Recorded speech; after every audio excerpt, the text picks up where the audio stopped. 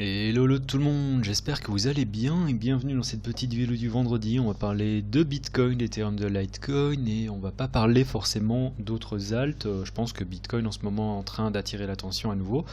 Et vu qu'on a eu un petit breakout là, enfin breakout tout relatif, qu'on a une arrivée de pression acheteuse, à mon avis il n'est pas impossible que Bitcoin se mette à nouveau à surperformer.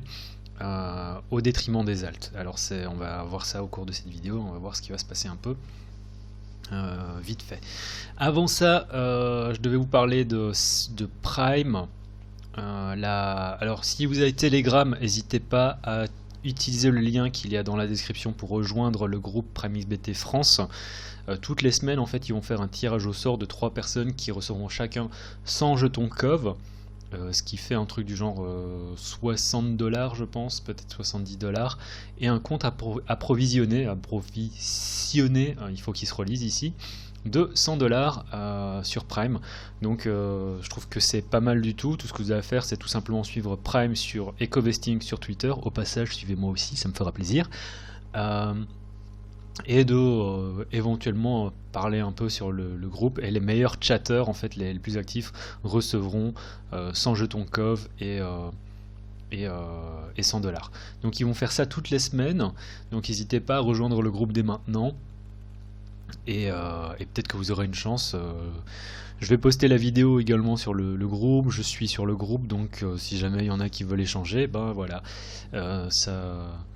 n'hésitez pas à venir nous rejoindre. En dehors de ça, qu'est-ce que je voulais dire? Oui, il y a du nouveau sur Prime. Alors il faut que je fasse la vidéo, il faut que je comprenne un peu mieux le sujet. Mais en gros, ils vont lancer ce qu'ils appellent le yield account. Est-ce que ça vous permettra en fait de toucher directement des intérêts sur vos cryptos? Ici, ils vous disent gagner jusqu'à 35% d'intérêt sur vos cryptos. Et ce que je vous propose de faire, en fait, c'est pour tous ceux qui ont déjà un compte sur Prime, c'est quand vous allez dans Covesting et ensuite dans Yield Account, ici vous aurez Join Waiting List, donc rejoindre la liste d'attente. Ce que je vous propose de faire, c'est même si vous n'avez pas l'intention de faire appel à ce service, de gagner 35% sur vos cryptos, tout simplement en les stackant, j'imagine. Il faut vraiment que je lise plus sur le projet. Ce que je vous dis maintenant, c'est un peu en avant-première. C'est qu'en rejoignant la liste d'attente, vous recevrez un 1% d'intérêt additionnel pendant le premier mois, si jamais ça vous intéresse. Donc je pense que c'est pas mal, et que ça vaut la peine juste de cliquer sur un bouton au cas où, même si ça vous intéresse pas. Voilà. Ceci étant dit, on referme la parenthèse et on commence l'analyse sur Bitcoin. Sur la plateforme de notre cher sponsor Prime que j'aime et que j'adore. Si jamais ça vous intéresse, n'hésitez pas à checker le lien qu'il y a dans la description, le code LCG, vous donne droit à 50%. Voilà, c'était vite fait, c'était bien fait. En hebdo, honnêtement en hebdo, on n'a pas grand chose à dire. On a trouvé du support ici, donc vraiment très très puissant. Il faut voir si comment on va venir clôturer la semaine. Mais là, vu qu'on a quand même pas mal d'actions, je me dis qu'on va venir clôturer ça de manière positive, et c'est pas impossible qu'on vienne rechercher les 60 000. Mais après, je dis ça comme ça, il faut vraiment attendre la clôture en hebdo. Mais mon avis, ça reste encore, et je peux me tromper, je dis peut-être n'importe quoi, qu'on pourrait potentiellement revenir encore à 45 000. Et je vais expliquer ça après. Pour le moment, c'est simplement une idée, rien sur les charts disent qu'il n'y a rien qui, en termes de lecture, d'analyse technique, qui disent que on a trouvé du support ici, le bas du range se trouve à 45 000, on doit revenir à 45 000. Non, pas du tout, mais simplement un scénario que je garde en tête. En daily, on a ce support. Hein. On a ce support ici, on peut voir, on a résistance, on a tapé plusieurs fois avec des mèches vraiment pas super lisibles. On reteste en tant que support. Ici, on vient retester aussi vite fait. On casse, on récupère le support, on va au-dessus. Et là, on est en fait au sein d'un mini range en intraday. On va revenir voir ça tout de suite. Donc, ça reste positif. Et à mon avis, on va venir rechercher au moins les 57 000, mais potentiellement les 60 000 et les 60 000. J'en avais parlé dans la vidéo de lundi. C'est là où je prends. Je ne sais pas si on va revenir déjà ce week-end. Je pense qu'il faudra peut-être attendre un peu, histoire qu'on forme quelque chose. Mais ici, moi je sors d'une portion de BTC. Je vais pas tout revendre, mais je pense que je vais en revendre 10, 15, peut-être une vingtaine de pourcents, histoire de sécuriser des gains. Et ça, c'est quelque chose dont je voulais vous parler. Je fais encore une petite parenthèse en fait par rapport à l'analyse de la vidéo. C'est une question que vous devez vous poser. Vous n'êtes pas obligé de me répondre à moi, de dire quoi que ce soit dans les commentaires, mais posez-vous cette question.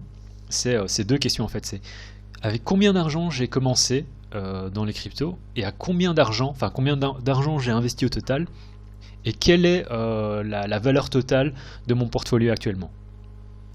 Donc je pense que sur ces derniers mois, tout le monde a fait de l'argent. Que ce soit en ayant acheté un peu de BNB, en ayant acheté du Bitcoin, en ayant acheté du Cardano, en ayant acheté ce que vous voulez, en ayant acheté du putain de Dogecoin. Et j'adore Doge, hein, c'est pas du tout pour l'insulter. Je pense qu'on a tous fait... Alors je vais donner un petit chiffre.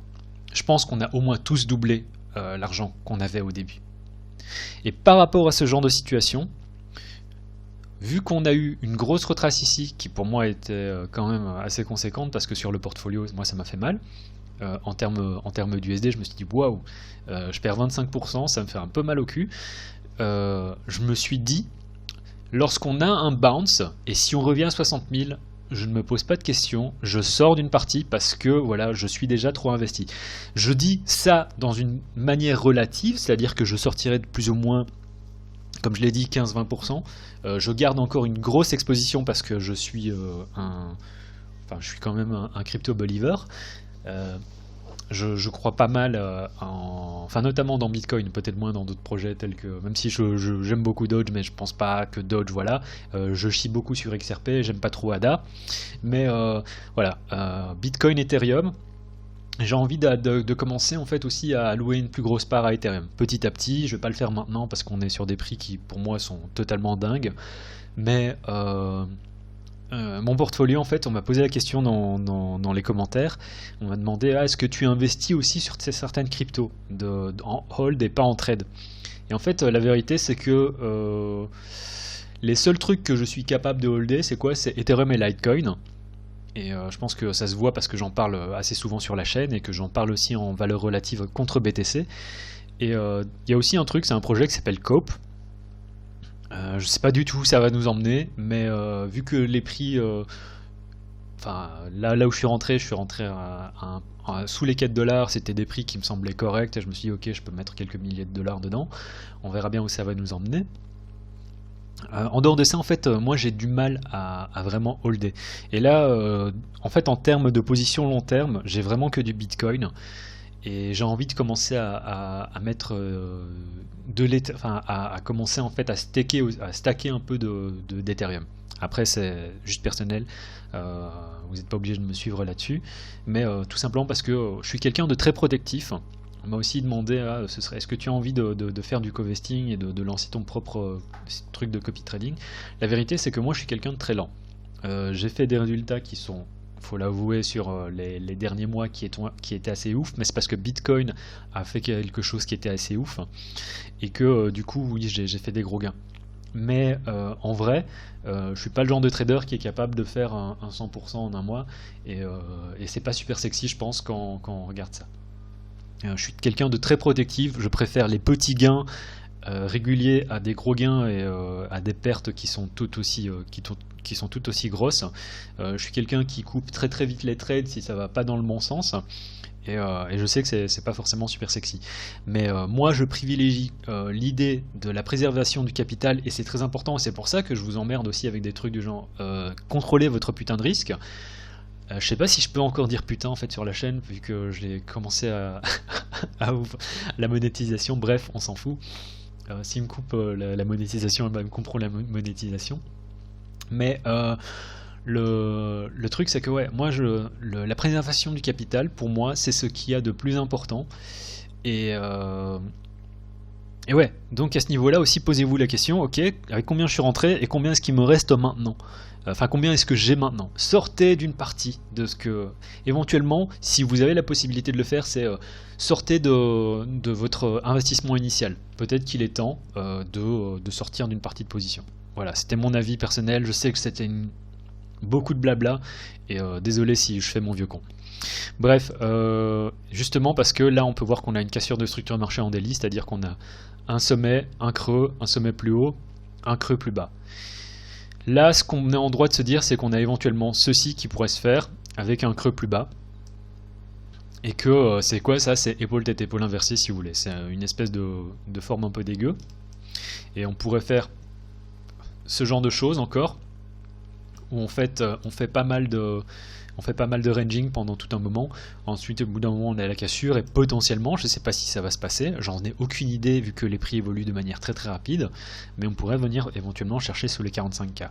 Et à partir de ce moment-là, il faut être préparé, soit avoir du cash pour pouvoir acheter, soit de se dire ok, j'ai pris des profits ici, et les profits que j'ai pris là, je peux racheter ma portion de Bitcoin avec un discount de 30%. Donc, ou voire carrément acheter 30% de Bitcoin en plus. Donc je ne sais pas ce qui va se passer. Je ne sais pas si ici en fait on va directement venir chercher au-dessus.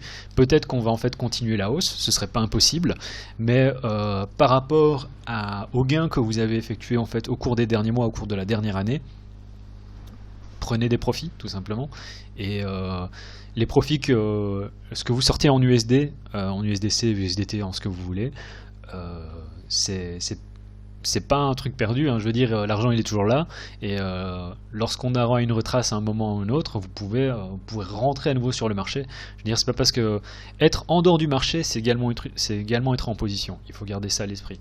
C'est d'autant plus valable dans un bear market, bon peut-être moins au sein d'un bull market, mais je pense que sortir d'une partie de position, c'est pas non plus totalement débile. Bref, voilà, je sais que j'ai parlé pendant longtemps, je suis désolé. Là, l'idée, selon moi, c'est quoi? C'est que bon, voilà, on a quand même pas mal de volume. Moi j'ai pris un petit trade ici, et c'était pas quelque chose dont je pouvais parler à l'avance, simplement que j'ai vu qu'il y avait une pression acheteuse d'un seul coup et j'ai pris une position. Je peux vous montrer ça juste après dans le compte margin. Mais première target pour moi c'est les 57 000. Si on trouve du support et qu'on continue à monter, éventuellement venir chercher aux 60 000, je sors d'une partie et puis voilà. Donc j'ai pas trop de setup à vous donner. Le seul setup ce que j'aurais, c'est si jamais on a une cassure, qu'on fait un mini bounce, qu'on réintègre sous le range, je pense que je shorterai éventuellement déjà ici pour chercher au moins, on peut voir ici un résistance, retester ça, bon, c'est pas très droit, retester ça en tant que support, j'y arrive pas, hein. Soit vous avez compris, en tant que support. Première target, éventuellement deuxième target. Donc ça c'est une chose, c'est si on a un rejet ici, mais il n'est pas impossible qu'on continue à remonter, faire quelque chose comme ça. Là je sors et qu'on continue à rechuter après. Parce qu'en attendant, on est toujours simplement sur un bounce. Quand on regarde en daily, la structure de marché a été cassée et moi ça me rend un peu méfiant. Donc ça c'est éventuellement un petit short que vous pouvez faire en intraday. Ici, chercher des shorts carrément aussi, et le stop, j'en ai déjà parlé, il reste toujours d'actualité. Ça c'est quelque chose, je me souviens, voilà, c'est important en fait de le rappeler parce que j'en avais parlé lorsqu'on avait la cassure ici, j'avais dit ça je short, et le stop il va où? Le stop il va ici. Le stop il va ici au-dessus. Donc ce setup, c'est pas parce qu'on a passé, je sais pas, on a passé une semaine, 2 semaines loin de cette zone que ce setup n'est plus valide. Non, il est toujours valide et ça c'est ce que énormément de gens oublient, c'est-à-dire qu'on a une cassure immédiate. Le premier retest pour moi c'est shortable. Donc ça, moi je vais très probablement ouvrir un short en plus de vendre une partie de BTC. Voilà, c'est tout ce que j'ai à dire là-dessus. Et bien sûr, si on revient un moment vers les 45, bon bah vous savez tous que j'achète également cette zone. C'est tout ce que j'ai à dire sur Bitcoin. On va parler vite fait de...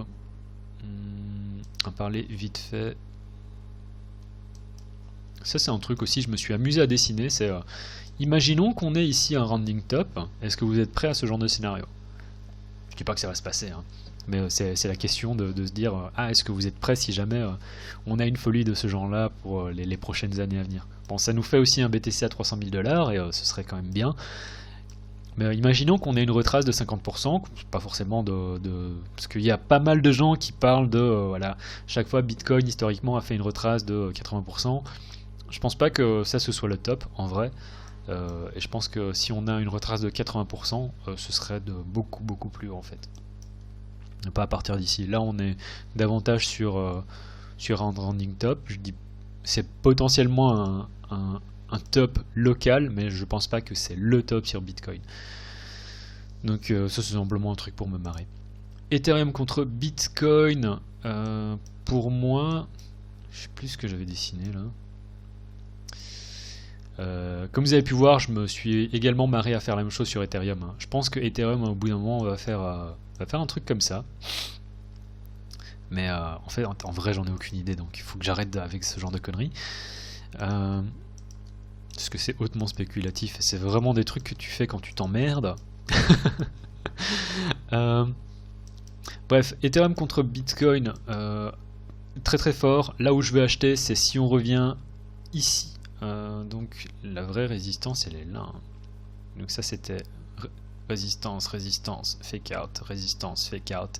Si on revient à 36, 0.036, je me pose pas de questions.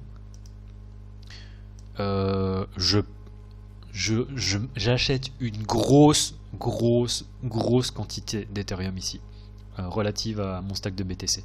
C'est-à-dire que bon, il y aura peut-être pas 50 Ethereum, hein, mais j'achèterai quand même une grosse partie en fait je passerai une grosse partie de mes BTC en Ethereum parce que j'ai envie d'avoir une exposition justement sur Ethereum.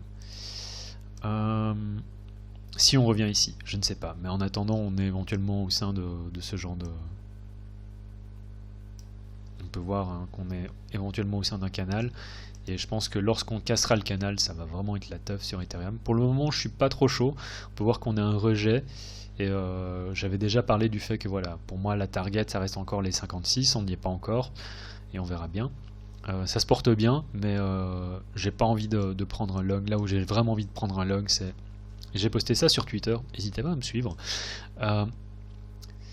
J'ai posté ça quand on était ici. Hein. J'avais dit, on va sûrement faire un bounce ici, je suis pas sûr encore si je veux acheter. Honnêtement, si on revient là, oui, j'achète, parce que bon, on a déjà fait quand même 27% depuis cette zone-ci.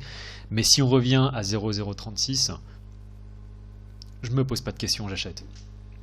En dehors de ça, j'ai pas grand chose à dire. Mais lorsque j'achète Ethereum contre Bitcoin ou Litecoin contre Bitcoin, généralement j'essaie vraiment d'avoir un prix de revient qui est bon, histoire de pouvoir garder ça en portefeuille pendant des jours, voire des semaines, voire des mois s'il le faut. Ethereum contre USD, on a atteint la target des 2800. Je suis assez content parce que j'ai un pote qui me demandait, enfin c'est davantage une connaissance, mais qui a voulu acheter en fait Ethereum, qui a acheté je pense à 2003 et qui m'a demandé qu'est-ce que je fais lorsqu'on était ici, et je lui dis écoute garde, et en fait on est venu taper la target. Je dis pas qu'on peut pas monter plus haut, mais pour moi ça c'était déjà le plan depuis un certain temps, et je suis sorti. Donc là l'idée c'est éventuellement on continue à former quelque chose.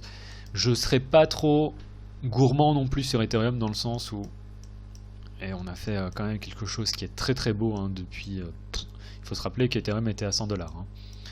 On est à 2007, voilà, c'est bien, c'est un peu comme sur Solana. J'en ai parlé au cours des dernières semaines, mais je pense qu'on est éventuellement, je dis pas qu'on est sur un top, mais je pense faut qu'on se calme un peu, qu'on fasse éventuellement une espèce de consolidation. Il y a énormément de vent dehors, je sais pas si ça s'entend au micro, j'espère que ça s'entendra pas, sinon bah, je suis vraiment désolé pour ça. Donc Ethereum, moi, comment est-ce que j'ai une position à prendre là-dessus? Non, pas forcément, mais si on revient encore éventuellement dans la zone, ça fait une grosse zone hein, du coup. 2004 à 2002, je prendrais bien un log pour voir comment est-ce qu'on bounce si on vient éventuellement former une espèce de range ici sur Ethereum. Et c'est rigolo, je me suis trompé d'outil. Bref, Litecoin contre Bitcoin, c'est un peu la même chose, c'est-à-dire que vu que Bitcoin en ce moment est en train de faire un petit pump, tout ce qui est relatif à Bitcoin, c'est-à-dire que toutes les paires qui seraient contre BTC sont un peu en train de souffrir pour le moment. On a fait un bounce de la résistance, c'est-à-dire qu'on a fait un retest, là on bounce. Si on vient se vautrer ici, je pense que ce serait pas génial et c'est pas impossible qu'on vienne casser ce support. Si on vient casser ce support, voir où est-ce qu'on va aller, mais si on revient au 0,035, 37, c'est comme sur Bitcoin, comme sur Ethereum, j'ai aucun souci à acheter Litecoin dans cette zone pour garder éventuellement des mois, des semaines, mais reviser également, enfin revendre lorsqu'on aura un pump. Et le pump doit pas être génial, hein. S'il vient ici, bah, c'est déjà bien, ce sera déjà super, voir ici. Et en termes, en valeur relative Bitcoin, bah, ça vous fait 15% en plus de Bitcoin, voire carrément 40% en plus. Donc voilà, si jamais on revient ici, j'achète sans aucun souci. En attendant, j'aime pas trop ce qui se passe ici, vu que Bitcoin est en train de faire un pump entre guillemets, toute chose relative. Et contrôle la paire USD, ça c'est ce que je voudrais voir en fait sur Ethereum contre USD quand on regarde, c'est à dire qu'on a atteint le all time high, on a fait les retraces, on vient ici et jouer, c'est à dire que lorsqu'on revient sur l'ancien sommet ici, on prend une position pour jouer un rebond. Je vais vous montrer ça ici.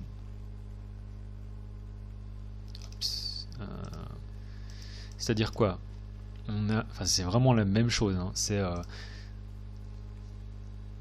Si on revient ici, prendre une position pour au moins jouer un bounce, prendre des profits, voire carrément un nouveau all-time high, ça je ne sais pas. Mais c'est la même chose, hein. Donc regardez, c'est-à-dire qu'on a fait un sommet, enfin on a fait une petite consolidation, on a cassé l'ancien sommet, et regardez ce qui s'est passé ici sur Litecoin. C'est vraiment la même chose, hein. Hop, hop, hop, cassure, ancien sommet, enfin un nouveau all-time high, et là si on vient faire ce genre de retrace, c'est là qu'il faut prendre une position. Donc Litecoin, ben, il est en train de faire son bounce, je sais pas si on va faire un all-time high là-dessus. Vu que la paire contre BTC a pas l'air de vouloir surperformer, je pense que c'est plus intéressant directement d'acheter du Bitcoin. Solana, et puis j'arrête. Solana, bon bah la paire contre BTC, j'en ai déjà parlé en fait apparemment dans la vidéo de lundi.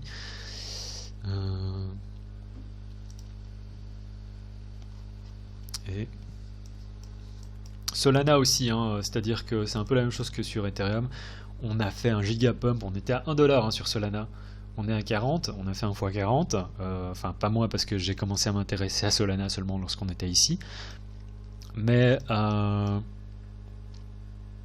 voilà, donc pour moi on est, je dis pas qu'on va venir retracer, mais on est au moins bon pour venir faire une espèce de range ici. Si on vient former une consolidation, ce serait cool, parce qu'à partir de ce moment-là, on pourrait venir encore peut-être faire quelque chose de ce genre-là. Sinon, dans le pire des cas, en fait, on retrace. Et là où ce serait intéressant d'acheter, je pense, c'est ici. Vraiment acheter dans cette zone. Si on y arrive sur Solana, à mon avis, on va avoir un gros bounce. Donc c'est la consolidation avant le pump. On a une petite consolidation ici. On doit avoir. Je pense qu'on a vraiment différents niveaux et je pense pas qu'on y arrive très très vite. Hein. Mais peut-être que ça prendra du temps. Mais acheter du Solana sous les 30$, à mon avis, c'est un bon plan. Donc voilà, c'est tout pour la vidéo de ce vendredi. Oh, j'ai du mal à parler. En espérant que vous avez apprécié le contenu, n'hésitez pas à me mettre des likes, tout ça. Désolé si j'ai commencé à... J'arrive plus à parler. Si j'ai fait des gros intermèdes. Et on se retrouve... je vais essayer de faire une vidéo demain et essayer de éventuellement dimanche, voire lundi. Enfin lundi, donc j'en ferai une. Donc peut-être à ce week-end. C'était grave. En vous souhaitant un excellent week-end. Tchuss.